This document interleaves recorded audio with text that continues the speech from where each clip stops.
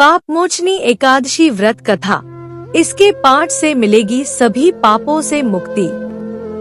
पापमोचनी एकादशी को लेकर मान्यता है कि इस व्रत को करने से व्यक्ति को सभी पापों से मुक्ति मिलती है। साथ ही एकादशी का व्रत करने से व्यक्ति को मोक्ष की प्राप्ति होती है और व्यक्ति जन्म मरण से मुक्त हो जाता है। पापमोचनी एकादशी की कथा। युधिष्ठिर ने पूछा, भगवान, चैत्र कृष्ण पक्ष की एकादशी का क्या नाम है, यह बताने की कृपा की। भगवान श्री कृष्ण बोले, राजेंद्र, सुनो, मैं इस विषय में एक पापनाशक उपाख्यान सुनाऊंगा, जिसे चक्रवर्ती नरेश मांधाता के पूछने पर महर्षि लोमश ने कहा था। मांधाता बोले, भगवान, मैं लोगों के हित को इच्छा से यह सुनना चाहता हूँ कि चैत्र मास के कृष्ण पक्ष में किस नाम की एकादशी होती है, उसकी क्या विधि है तथा उससे किस फल की प्राप्ति होती है। कृपया ये सब बातें बताइए। लोमश जी ने कहा, नृपश्रेष्ठ, पूर्वकाल की बात है, अप्सराओं से सेवित चित्ररथ नामक वन में, जहाँ गंधर्वों की कन्याएं अपने किंकरों के साथ बाजे बजाती हुई विहार करती हैं, मनुघोषा नामक अप्सरा मुनिवर मेधावी को मोहित करने के लिए गई। वे महर्षि उसी मेधावी को मोहित करने के लिए गई। वे महर्षि उसी वन में रहकर ब्रह्मचर्य का पालन करते थे। मंजुघोषा मुनि के भय से आश्रम से एक कोस दूर ही ठहर गई और सुंदर ढंग से वीणा बजाती हुई मधुर गीत गाने लगी। मुनि श्रेष्ठ मेधावी घूमते हुए उधर जा निकले और उस सुंदरी अप्सरा को इस प्रकार गान करते देख सेना सहित कामदेव से परास्त होकर बरबस मोह के वशीभूत हो गए। मुनि की ऐसी अवस्था देख मनुघोषा उनके समीप आई और वीणा नीचे रखकर उनका आलिंगन करने लगी। मेधावी भी उसके साथ रमण करने लगे। कामवश रमण करते हुए उन्हें रात और दिन का भी भान न रहा। इस प्रकार मुनिजनोचित सदाचार का लोप करके अप्सरा के साथ रमण करते उन्हें बहुत दिन व्यतीत हो गए। मनुघोषा देवलोक में जाने को तैयार हुई। जाते समय उसने मुनिश्रेष्ठ मेधावी से कहा, ब्राह्मण, अब मुझे अपने देश जाने की आज्ञा दीजिए। मेधावी बोले, देवी, जब तक सवेरे की संध्या न हो जाए तब तक मेरे ही पास ठहरो।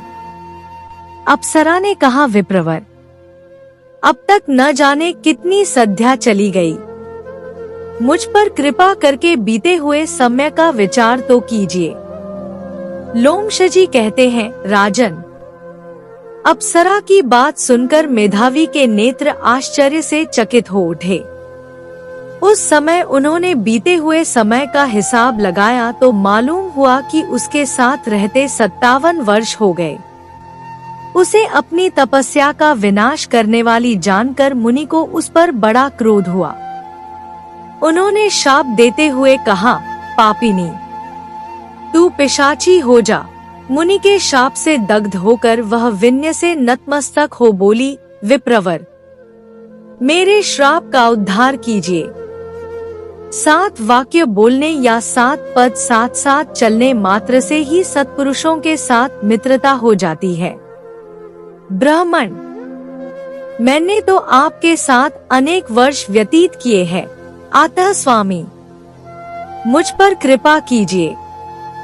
मुनि बोले, भद्रे, मेरी बात सुनो, यह शाप से उद्धार करने वाली है। क्या करूं? तुमने मेरी बहुत बड़ी तपस्या नष्ट कर डाली है। चैत्र कृष्ण पक्ष में जो शुभ एकादशी आती है उसका नाम है पापमोचनी। वह सब पापों का क्षय करने वाली है। सुंदरी, उसी का व्रत करने पर तुम्हारी पिशाचता दूर होगी। ऐसा कहकर मेधावी अपने पिता मुनिवर च्यवन के आश्रम पर गए। उन्हें आया देख च्यवन ने पूछा, बेटा, यह क्या किया? तुमने तो अपने पुण्य का नाश कर डाला। मेधावी बोले, पिताजी मैंने अप्सरा के साथ रमण करने का पातक किया है। कोई ऐसा प्रायश्चित बताइए जिससे पाप का नाश हो जाए। च्यवन ने कहा, बेटा, चैत्र कृष्ण पक्ष में जो पापमोचनी एकादशी होती है उसका व्रत करने पर पाप राशि का विनाश हो जाएगा। पिता का यह कथन सुनकर मेधावी ने उस व्रत का अनुष्ठान किया। इससे उनका पाप नष्ट हो गया और वे पुनः तपस्या से परिपूर्ण हो गए। इसी प्रकार मुनियों ने भी इस उत्तम व्रत का पालन किया। पापमोचनी का व्रत करने के कारण वह पिशाचयोनि से मुक्त हुई और दिव्य रूपधारिणी श्रेष्ठ अप्सरा होकर स्वर्ग लोक में चली गई। राजन, जो श्रेष्ठ मनुष्य पापमोचनी एकादशी का व्रत करते हैं उनका सारा पाप नष्ट हो जाता है। इसको पढ़ने और सुनने से सहस्त्र गोदान का फल मिलता है।